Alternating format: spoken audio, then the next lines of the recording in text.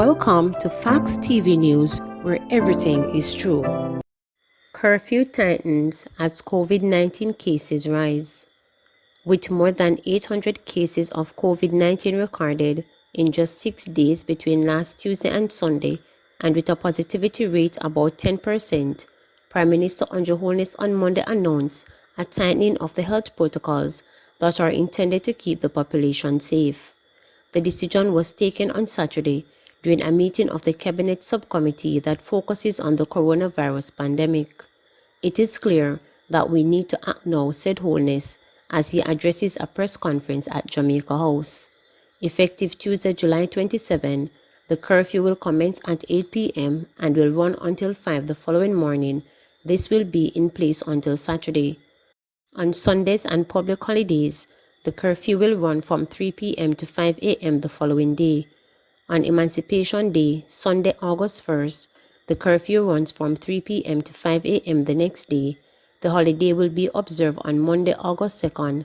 The curfew will run from 3 p.m. until 5 a.m. the next day. On Independence Day, Tuesday, August 6th, the curfew will begin at 3 p.m. until 5 a.m. the next morning. The country averaged 52 daily new cases of COVID-19 in June, followed by an uptick, which saw the daily average increase to 62% in the first 2 weeks of July. For 2 straight months from May 20, the country did not record a daily case loaded of new infections above 100. However, all that changed on July 20 when 132 new cases of the coronavirus were recorded. This was followed by 5 more days that recorded numbers above 100. During this period, the positivity rate has been as high as 16.8%. Scientists have said that a positivity rate of 5% or less is more acceptable. The country is now averaging 135 new cases per day.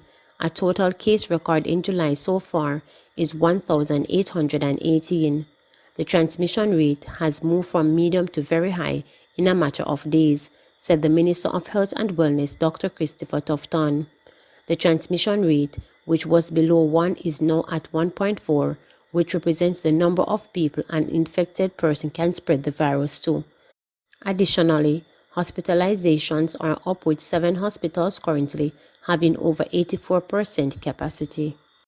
Jamaica recorded 105 new COVID-19 cases, 2 deaths.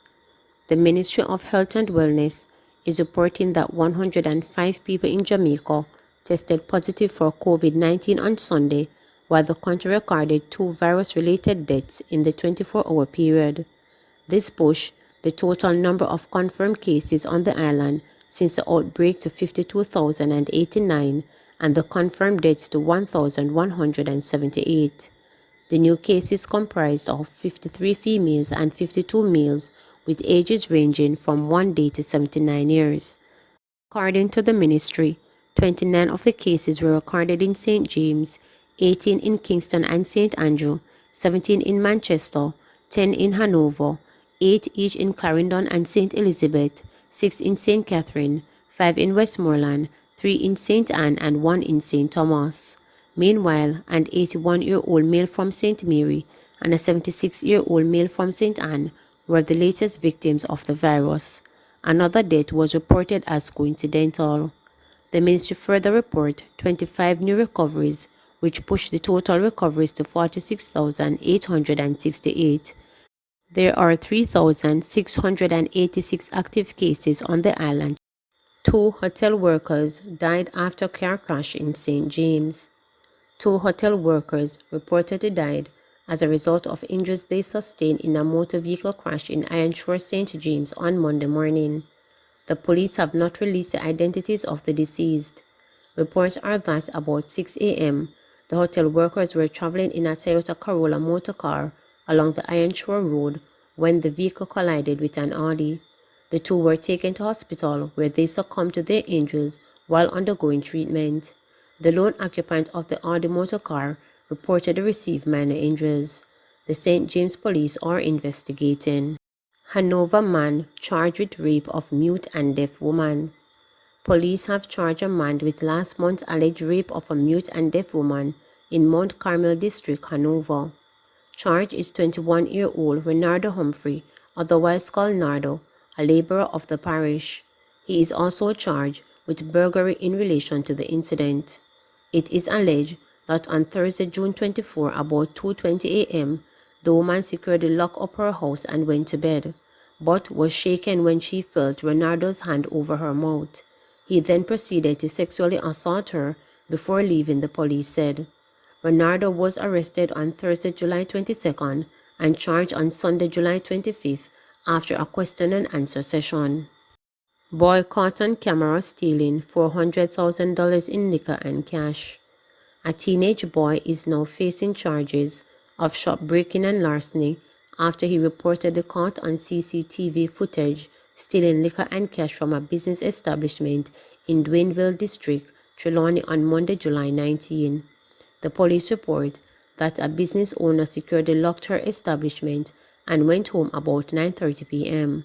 However, the following morning, she realized that her place of business was broken into and $40,000 worth of liquor and cash were stolen. The police said CCTV footage was viewed and the suspect was seen entering the shop.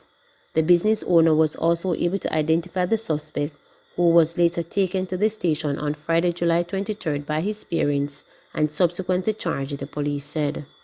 Cops search for abducted Park Lane resident. The police have now launched a search for a resident of Park Lane in Kingston, where 3 men were killed and 4 others injured on Saturday evening, July 24. The missing man is known only by his alias Kishi. Residents of the community reported that men dressed in police gear drove an unmarked car into the community and ordered Kishi into the vehicle before reversing at high speed out of the community despite their protest. Checks by the concerned residents with the St. Andrew North Police revealed that the police had not conducted any operation to take any resident of the community into custody. Kishi has not been found or heard from since. Head of the Police Information Arm, the Constabulary Communications Unit CCU Senior Superintendent Stephanie Lindsay, said the police were actively probing the incident. The matter is now a subject of a missing person investigation. Men purporting to be police went there and took a resident away. He has not been seen or heard from since, so we are treating it very seriously, SSP Lindsay stated. Anguish over.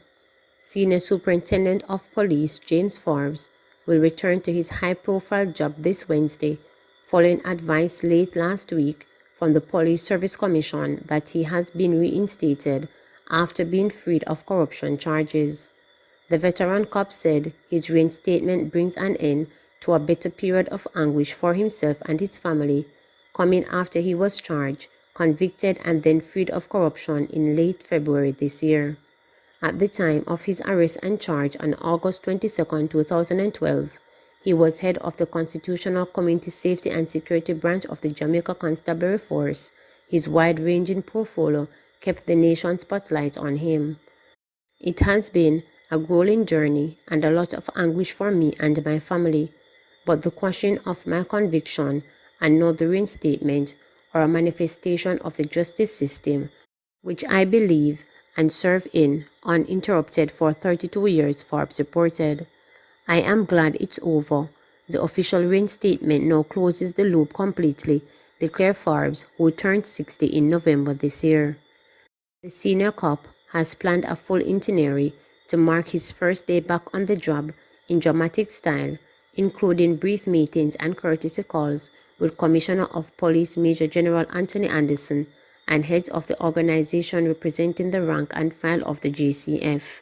He will first do a meeting and with the management and staff of the Community Safety and Security Branch, and later whirlwind stops at the Corporate Communications Unit, the latest iteration of the Police Information Arm Crime Stop, which first brought him to the prominence, the Jamaica Police Federation, and the Police Officers Association.